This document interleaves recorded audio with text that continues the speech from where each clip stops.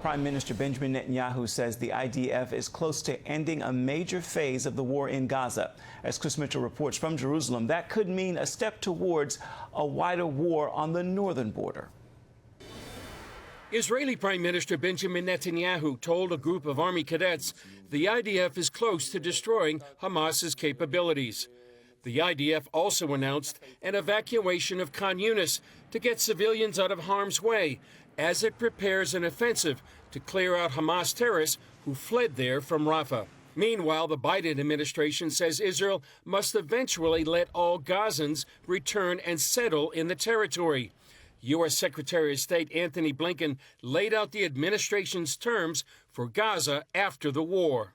And we know that there are three things that are unacceptable for Gaza's future: an Israeli occupation, Hamas perpetuating its leadership, or chaos, anarchy, lawlessness, which is what we're seeing in big parts of Gaza today.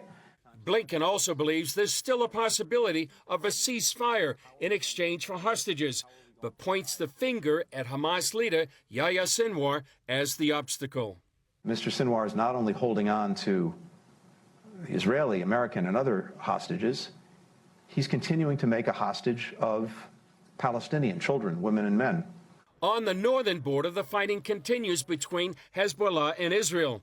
In June, Hezbollah has fired nearly 300 suicide drones, missiles, and rockets into northern Israel. Blinken addressed the possibility of an all-out war between the two.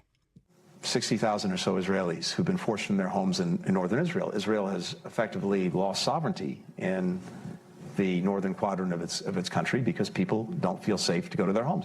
On Monday, the Anti-Defamation League filed a lawsuit for victims of the October 7th massacre. Anti-Defamation League CEO Jonathan Greenblatt announced that the legal action targets Iran, Syria, and North Korea. This lawsuit, on behalf of more than 100 Americans who are affected by this attack, will indeed ensure that there are consequences to be brought for the bloodiest day experienced by the Jewish people since the Holocaust. The lawsuit is demanding $4 billion in compensation and accuses these countries of providing money, weapons, and other assistance that made the October 7th massacre possible. Chris Mitchell, CBN News, Jerusalem.